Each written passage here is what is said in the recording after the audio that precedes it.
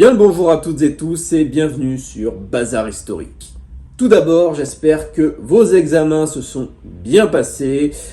C'est maintenant le moment de vous reposer en attendant les résultats qui arriveront à la fin du mois de mai. Et j'ai envie de dire, profitez-en car c'est toujours un moment agréable de pouvoir enfin souffler après des examens. Et puis, si vous le sentez, tant mieux. Si vous le sentez pas pour l'admission, rassurez-vous, ça n'est pas une fatalité. J'ai des vidéos où j'en parle sur la chaîne, je les mets en espace commentaire si vous souhaitez. Mais en tout cas, avant de penser à la suite, avant de penser à d'éventuels rattrapages, reposez-vous, vous en avez bien besoin. Pour ce qui nous concerne aujourd'hui, vous avez dû le voir au titre de la vidéo, on va parler un petit peu de lecture. Alors, pourquoi parler de lecture?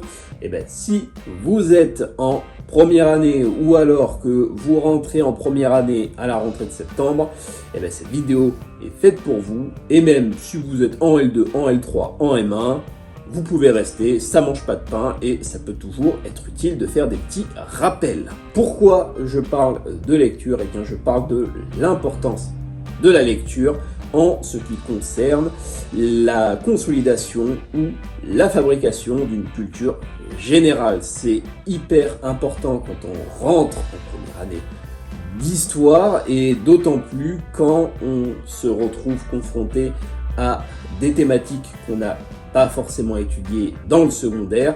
Je pense à la Grèce hellénistique en histoire antique. Je pense à l'Ancien Régime, à tout ce qui va concerner les différentes noblesses, ça pour l'histoire moderne. Je pense en histoire contemporaine à la construction des nations, à la construction des nationalismes au 19e siècle, avec le printemps des peuples de 1848, ou même l'histoire médiévale, avec l'Empire carolingien, ou avant ça les Mérovingiens, les Pipinides, bref. Beaucoup de choses qui sont en réalité des choses nouvelles quand on débarque en histoire. C'était un petit panel rapide que je viens de faire. Donc, je vais vous faire une petite vidéo, grosso modo, en vous donnant quelques pistes et quelques conseils méthodologiques pour ce qui est de se consolider dans sa culture G, pour ce qui est de se constituer une culture historiographique, on en parlera également.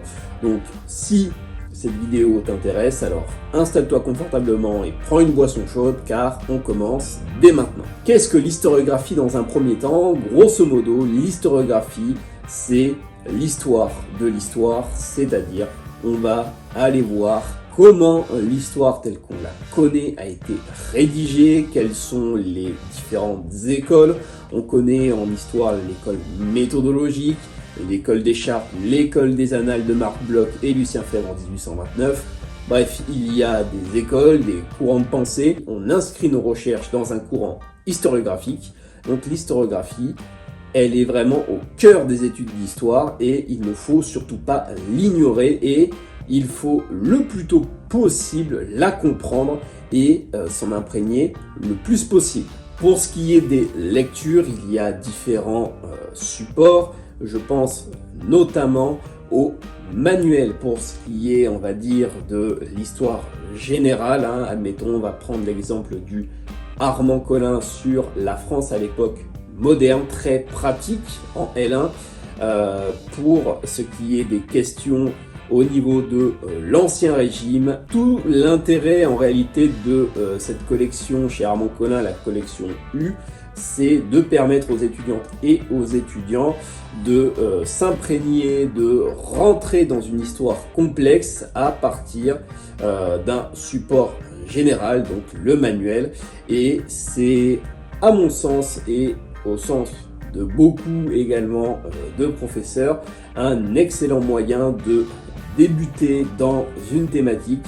On prend un manuel et dans ce manuel, on va pouvoir partir sur des pistes un peu plus précises, et c'est là qu'interviennent les articles. Les articles vont servir à développer des points, des éléments que l'on a dans des manuels. Pour rester sur l'histoire moderne, je peux par exemple vous conseiller, pour ce qui est de la France à l'époque moderne, d'aller voir les articles de Stéphane Mainviel sur la famille à l'époque moderne, donc en France à l'époque moderne. Ce sont des articles qui vont vous permettre de développer des éléments qu'on a dans les manuels et qui surtout vont permettre de vous donner des exemples un peu plus précis, des études de cas également.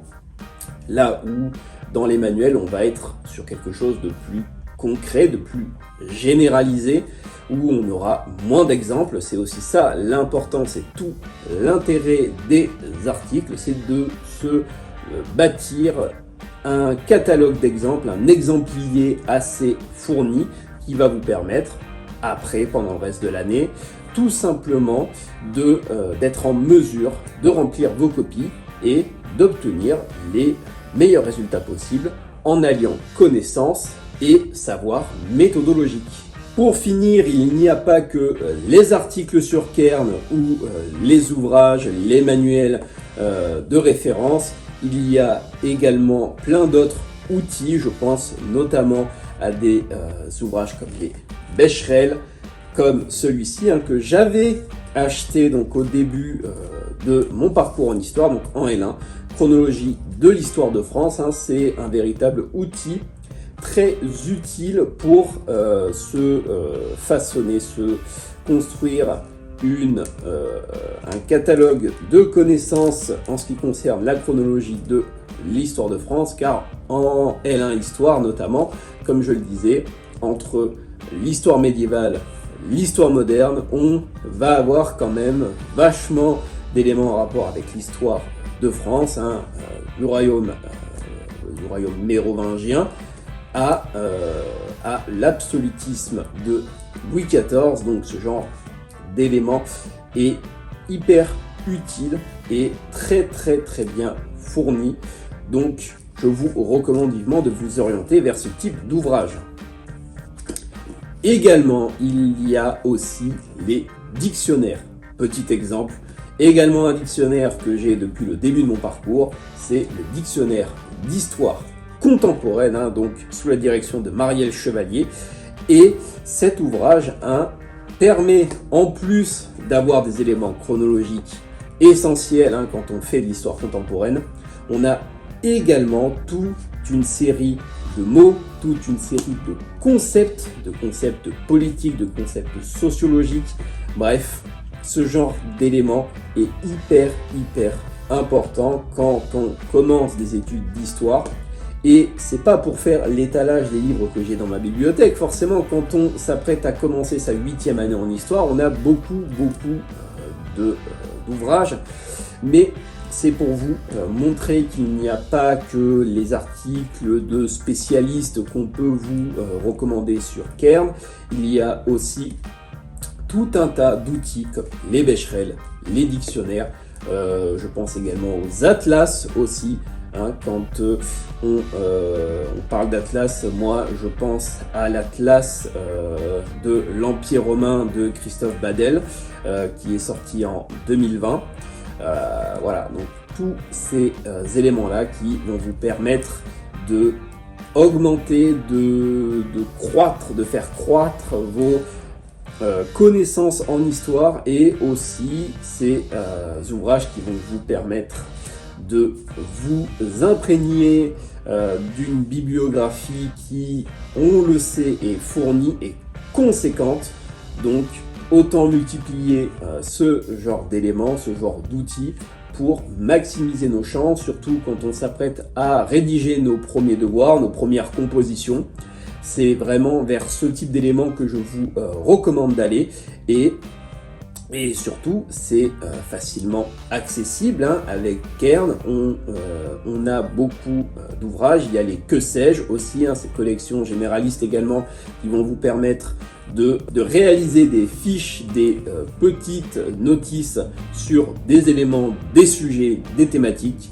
Donc vraiment, il ne faut pas hésiter à naviguer sur Kern. C'est un outil essentiel. Il y a également la bibliothèque, la bibliothèque universitaire, où là vous allez également avoir un panel, un catalogue de références très étendu. Donc voilà, je voulais vous parler de ça aujourd'hui car étant donné qu'on arrive au mois de juin et que la rentrée en soi, entre guillemets, va arriver assez vite, je me suis dit pourquoi pas vous faire une petite vidéo pour vous présenter un peu tout ça et pour vous donner quelques pistes pour essayer de vous transmettre de bonnes habitudes quand on se prépare à rentrer en études d'histoire. Voilà, c'est ce dont je voulais vous parler aujourd'hui, et en tout cas j'espère que la vidéo vous a été utile et qu'elle vous le sera à l'avenir. Si en tout cas elle vous a plu, vous pouvez me le faire savoir dans l'espace commentaire, vous pouvez vous abonner, partager. On est de plus en plus nombreux sur la chaîne, on a dépassé les 1100 abonnés, donc je tenais encore à vous remercier. N'hésitez pas à me suivre sur les réseaux sociaux, @bazarhistorique sur Instagram et sur TikTok. On se retrouve mercredi pour votre vidéo d'histoire habituelle. Prenez soin de vous d'ici là, c'était Bazar Historique, à la prochaine, ciao.